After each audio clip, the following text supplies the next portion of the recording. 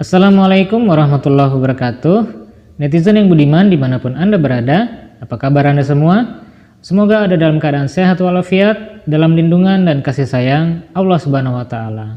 Amin.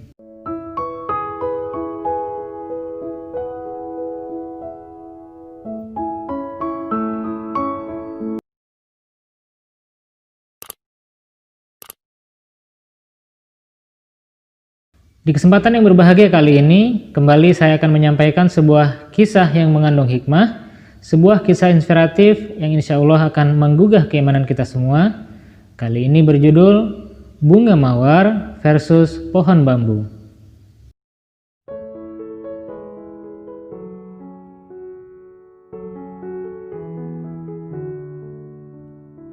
Pada suatu hari, di sebuah taman, terdapat sekelompok bunga mawar yang sedang berbunga.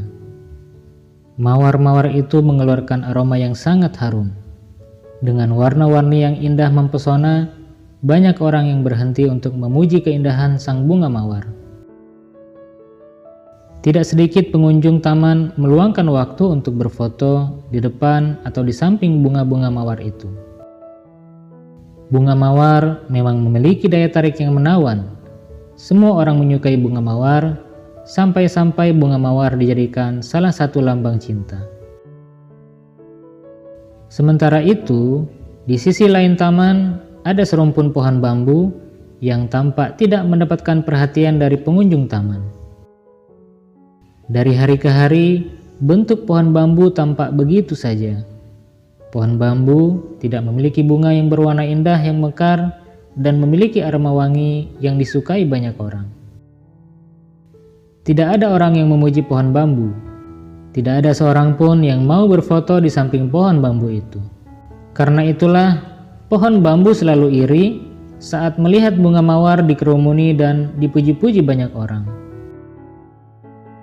Pada suatu hari, pohon bambu berkata kepada sang mawar, "Hai bunga mawar, tahukah kau, aku selalu ingin sepertimu. Berbunga dengan indah, memiliki aroma yang harum, selalu dipuji cantik, dan menjadi saksi cinta manusia yang indah," ujar sang bambu dengan nada sedih. Mawar yang mendengar hal itu pun tersenyum. "Terima kasih atas pujian dan kejujuranmu bambu.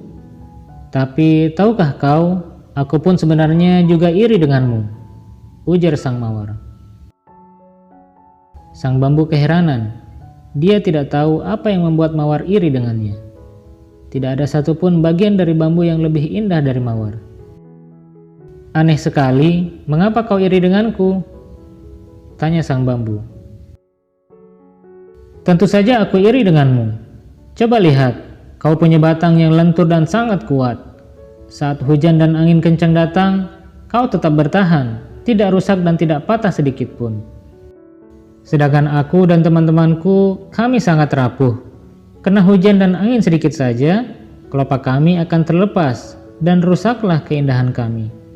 Hidup kami pun sangat singkat," tambah sang mawar dengan nada sedih. Saat itulah sang bambu baru sadar bahwa dia pun memiliki keistimewaan. Kekuatan yang dia anggap biasa saja ternyata bisa mengagumkan sang mawar. "Tapi mawar, aku masih iri padamu karena kamu selalu menjadi hiasan rumah yang cantik atau menjadi hiasan rambut para gadis-gadis." Sang mawar kembali tersenyum. "Kamu benar bambu, aku sering dipakai sebagai hiasan. Tapi tahukah kamu, aku akan layu beberapa hari kemudian dan aku akan dibuang karena tidak indah lagi. Tidak seperti kamu bambu. Tahukah kau, manusia sering menggunakan dirimu sebagai alat untuk mengalirkan air. Kamu sangat berguna bagi tumbuhan yang lain. Dengan air yang mengalir pada tubuhmu, kamu menghidupkan banyak tanaman. Bahkan banyak manusia menggunakanmu sebagai perabotan rumah yang sangat berguna," lanjut sang mawar. "Aku jadi heran, dengan manfaat sebesar itu seharusnya kamu bahagia, bukan iri padaku." Sang bambu mengangguk. Dia baru sadar bahwa selama ini dia telah bermanfaat untuk manusia dan juga tanaman lain.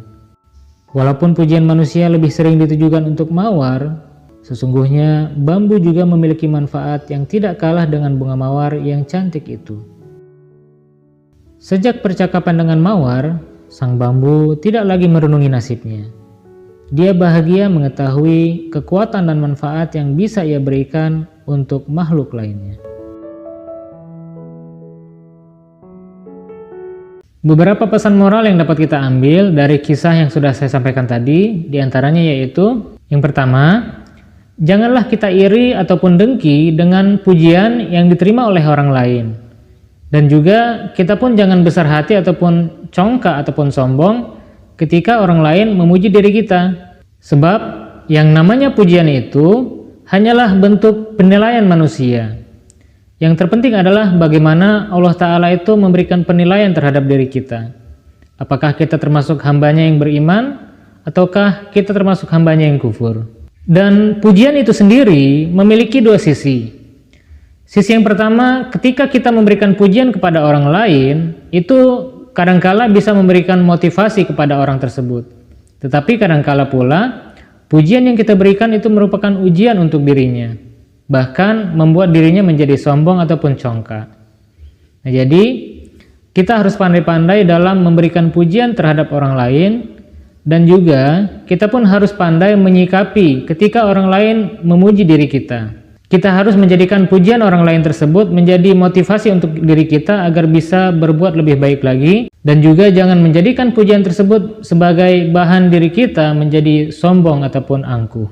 Yang kedua, pahamilah bahwasannya Allah Ta'ala itu sudah menciptakan manusia itu memiliki kelebihan dan kekurangannya masing-masing, memiliki keistimewaannya masing-masing. Tidak ada satupun manusia yang diciptakan oleh Allah Ta'ala di dunia ini tanpa memiliki kelebihan ataupun keistimewaan. Setiap manusia pasti memiliki keistimewaannya masing-masing. Oleh karenanya, kita harus mengenali diri kita masing-masing. Kita harus mengetahui, memahami kelebihan kita itu apa, keistimewaan kita itu apa, potensi kebaikan yang kita miliki itu apa saja. Nah, kemudian semua potensi itu kita kembangkan supaya berguna dan bermanfaat bagi diri kita sendiri dan juga bermanfaat bagi orang banyak. Sebab manusia yang terbaik adalah manusia yang memberikan banyak manfaat untuk orang lain. Sebagaimana yang dinyatakan oleh Yang Mulia Hazrat Rasulullah SAW dalam sebuah hadis, khairun nas anfa'uhum linnas. Sebaik-baik manusia adalah yang paling bermanfaat bagi manusia lainnya. Hadis riwayat Tabrani. Sebagian orang merasa malu ataupun minder terhadap kelemahan yang dimilikinya. Ini adalah sebuah sikap yang keliru.